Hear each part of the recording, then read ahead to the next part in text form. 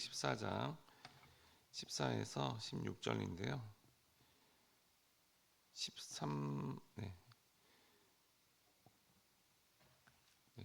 13절부터 보도록 하겠습니다. 13절에서 16절까지 13절 말씀입니다. 도망한 자가 와서 히브리 사람 아브라함에게 알리니 그때 아브라함이 아무리 족속 마므레 상수리 숲을 근처에 거주하였더라. 마므레는 에스겔의 형제요 또 아넬의 형제라. 이들은 아브라함과 동맹한 사람들이더라. 아브라함이 그의 조카가 사로잡혔음을 듣고 집에서 길리고 훈련된 자 318명을 거느리고 단까지 쫓아가서 그와 그의 가신들이 나누어 밤에 그들을 쳐부수고 다메섹 왼편 호박까지 쫓아가 16절 같이 읽겠습니다. 모든 빼앗겼던 재물과 자기의 조카 롯과 그의 재물과 또 부녀와 친척을 다 찾아왔더라.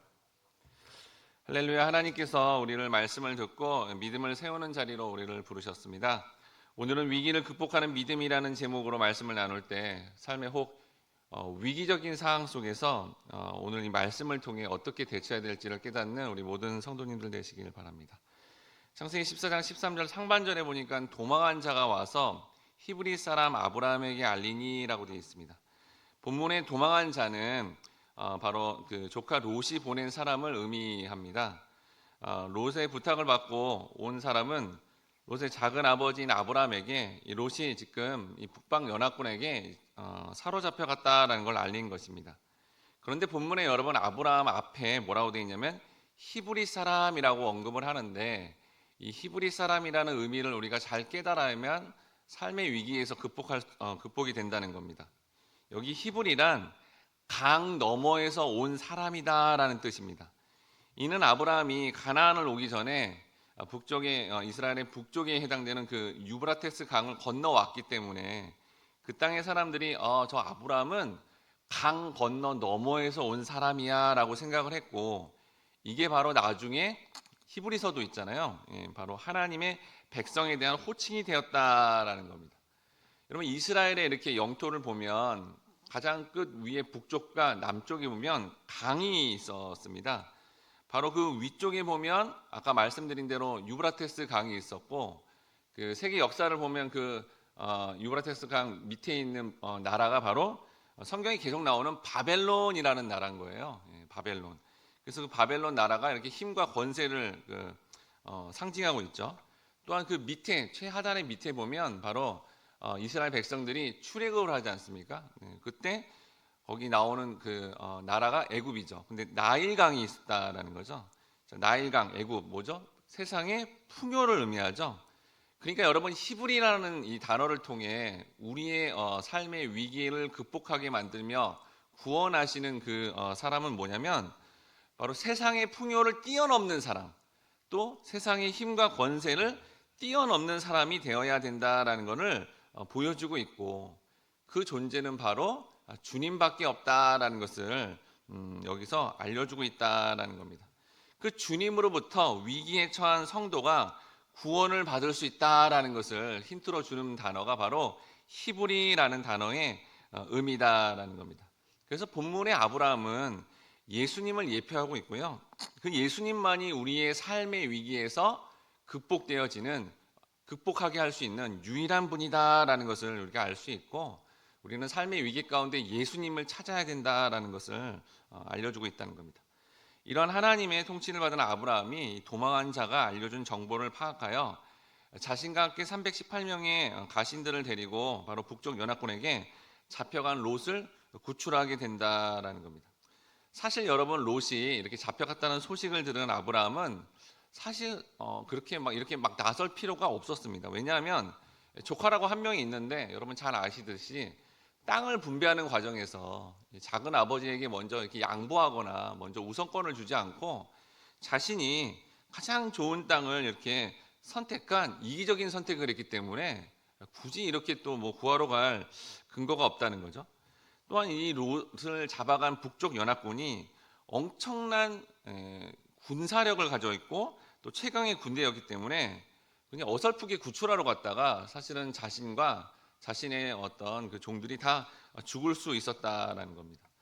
아브라함은 초창기 가나안 땅에 와서 가뭄이 들어서 애굽에 내려갈 때만 해도 자신이 정말 죽을까봐 자신의 아내인 사례를 자기의 누이라고 속일 정도로 굉장히 겁이 많은 사람이었습니다. 즉 스스로 위기를 극복할 수 없던 사람이었다라는 거죠. 그런데 여러분, 어떻게 아브라함이 자신의 목숨을 걸고 전쟁에 나갈 수 있었을까요? 성도는 오늘 본문을 통해 어떻게 세상을 살아가는 데 있어서 이 큰 위기를 겪게 되면 내 힘으로 할 수 있는 게 없는 것 같은데 어떻게 그 위기를 극복할 수 있었을까요? 창세기 12장 17절 말씀, 중요한 말씀인데요. 같이 한번 읽어보도록 하겠습니다. 시작. 여호와께서 아브라함의 아내 사레의 일로 바로와 그 집에 큰 재앙을 내리신지라. 여러분 잘 아시지, 아브라함이 아까 말한 대로 이제 애굽에 내려갔어요. 자신의 계획이 있었습니다. 사람들이 아내가 너무 이뻐서 이렇게 그 신부로 데려가려면 신부감을 이렇게 높이 불러서 아무도 이제 자기 아내를 데려가지 못하게 하려고 했는데, 갑자기 바로 왕이 너무나 엄청난 금액을 제시하면서 아내를 데려갔다라는 거죠. 그래서 완전히 무기력하고 아무것도 할 수 없는 상황이 된 겁니다. 그런데 그때 하나님께서 강권적으로 개입하시자 그 문제를 단독으로 해결하는 것을 실제로 경험했고, 그게 체화됐기 때문에 이게 기억이 났다라는 겁니다. 그러니까 하나님이 개입하면 세계 최강의 왕도 제압하고 그 문제를 해결했다는 것을 자신이 온몸으로 체험했다라는 거죠. 성도인 우리가 하나님께 선택받은 백성이 진짜 맞다면 큰 위기가 닥쳐도 하나님께서 내 삶에 개입하심으로 말미암아 선택한 영혼의 삶을 책임지시고 그 위기를 극복하게 하신다라는 것을 우리가 기억함으로 믿음으로 반응하게 되면 그 위기에서 벗어나게 되는 겁니다. 여러분 믿습니까? 우린 이런 믿음을 가지고 살아야 된다라는 거죠. 이스라엘의 위대한 지도자인 사무엘은 과거의 하나님의 역사를 기억하고 믿음으로 반응하면서 다음과 같이 이스라엘 백성들한테 선포했습니다. 사무엘상 7장 12절에 보니까 사무엘이 돌을 취하여 미스바와 센 사이에 세워 이르되 여호와께서 여기까지 우리를 도우셨다 하고 그 이름을 에베네셀이라 하니라. 사무엘 시대에 블레셋이 쳐들어오자 사무엘이 약속의 말씀에 근거하여 하나님께 도움을 요청하며 기도하자 하나님의 전적인 능력에 힘입어 블레셋을 완전히 제압했다라는 겁니다. 그런데 이러한 놀라운 승리에 대해서 이스라엘 백성들이 스스로 자축할까 봐 사무엘은 이 승리에 대한 영적 메시지를 남기고자 돌을 세우고 뭐라고 그랬어요? 에베네셀이라고 불렀다라는 겁니다. 여러분, 에베네셀이라는 뜻을 잘 번역을 하면 하나님이 지금까지 도우셨다라는 의미입니다. 이스라엘은 이전에 바로 블레셋에게 그 땅에서 져서 비참한 일을 겪었습니다.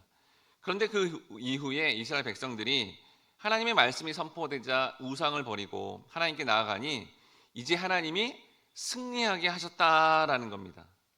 이전에는 패배해서 고통을 받았고 슬픔과 수치와 아픔의 자리였는데 이제는 그 자리에서 하나님의 말씀을 붙들고 기도하니까 하나님께서 그 전능하신 능력으로 놀라운 승리의 자리로 바꾸셨다라는 것을 함축어가 에베네셀의 의미다라는 겁니다.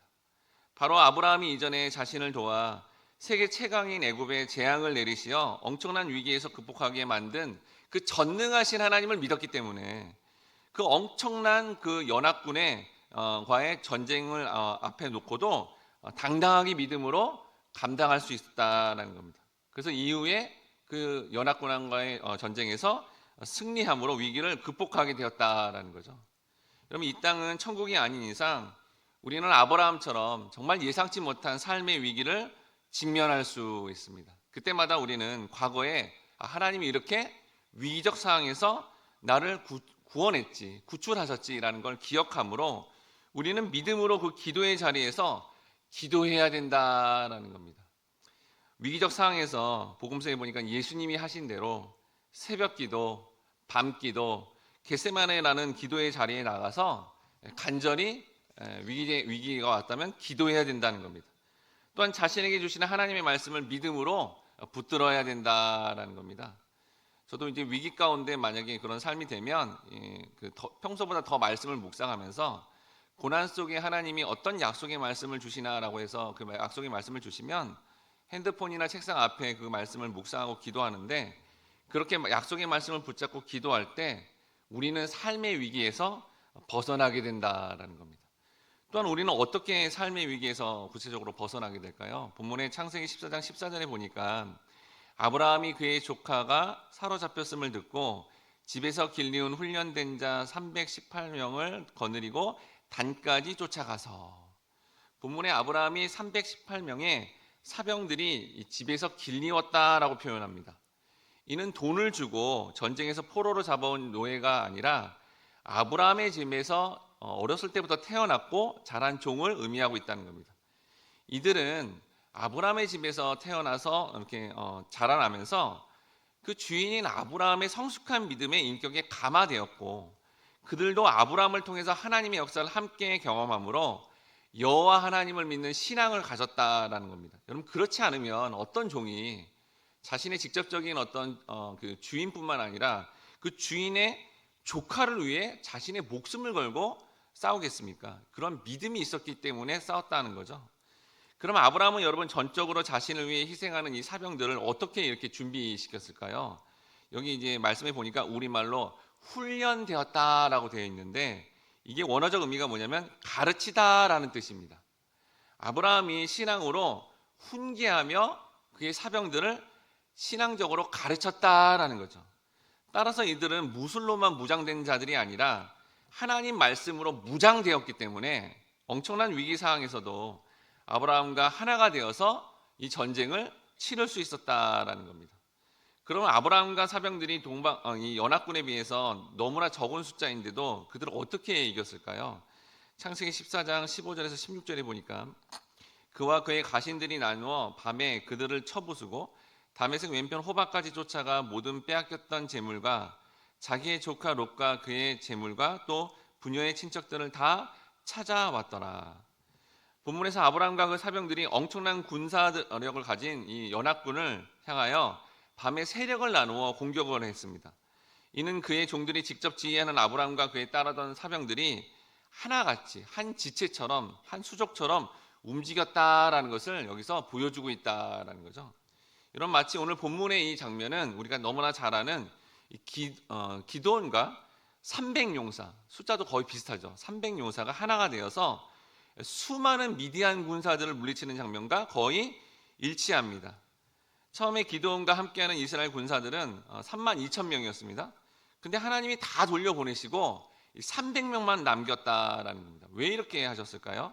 사사기 7장 2절 말씀 같이 한번 읽어보도록 하겠습니다. 사사기 7장 2절 말씀 읽겠습니다. 시작. 여호와께서 기드온에게 이르시되 너를 따르는 백성이 너무 많은즉 내가 그들의 손에 미디안 사람을 넘겨주지 아니하리니 이는 이스라엘이 나를 거슬러 스스로 자랑하기를 내 손이 나를 구원하였다 할까 함이니라. 기드온을 따르는 백성들이 너무 많으면 자신들이 잘해서 그렇게 승리했다 할까봐 300명이라는 너무 적은 수로 승리하게 하셔서 바로 승리는 하나님께 있다는 것을 분명히 알려주었다라는 겁니다. 그러니까 여러분, 기드온의 전쟁의 승리도 또한 본문의 아브라함이 하는 전쟁의 승리도 결국은 그들의 힘이 아니라 전적인 하나님의 손에 승패가 있다라는 것을 알려준다라는 거죠. 그런데 그때 하나님은 소수이지만 하나님께서 선택한 그 사람들에게 믿음을 주시어 그 엄청난 위기를 극복하게 하셨다라는 겁니다.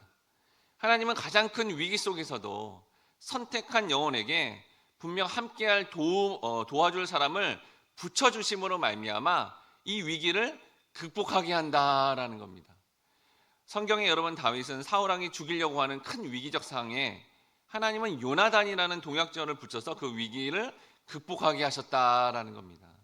우리는 삶의 위기를 원치 않지만 그런 위기적 상황에 겪게 된다면 바로 하나님이 이전에 과거에 지금까지 에베네셀 도우셨다라는 것을 기억함으로 기도해야 되며, 그 과정에서 하나님이 이렇게 위기를 극복할 수 있도록 동역자도 붙여주신다라는 약속의 말씀을 여러분들이 기억하심으로 그렇게 주님을 더욱더 의지하심으로 삶에 겪는 위기에서 벗어나 그 위기를 극복하시는 우리 모든 성도님들 되시길 주님의 이름으로 축원합니다. 함께 기도하겠습니다.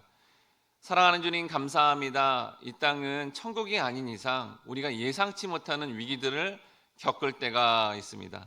그러할 때 오늘 이런 말씀을 기억함으로 말미암아 사실 과거에 우리를 정말 도우셨고 지금까지 살게 하신 그 에베네셀의 하나님을 기억함으로 약속의 말씀을 붙잡고 기도함으로 우리의 삶의 위기에서 벗어날 수 있도록 도와주시옵소서. 또한 하나님은 그러한 성도에게, 선택한 성도에게 동역자를 붙여주심으로 함께 위기를 극복하게 한다는 것을 기억하여 하나님이 보내신 그 동역자의 중보기도와 말씀 나눔을 통해 우리가 위기를 극복하여 여전히 위기 가운데 속한 영혼들에게 이러한 말씀을 통해 위로하며 또 중보기도하여 우리 모두가 위기에서 벗어나 그렇게 하늘의 하나님의 놀라운 구원의 역사들을 기대하며 소망 가운데 살아갈 수 있도록 함께 하시고 인도해 주옵소서. 감사드리며 예수님의 이름으로 기도드립니다. 아멘. 이 시간 다음과 같은 기도 제목을 놓고 함께 같이 기도하겠습니다. 주여, 우리가 큰 위기 속에 지금까지 도와주신 하나님을 기억함으로 주신 말씀을 붙들고 하나님께 기도함으로 위기를 극복하게 도와주시옵소서. 우리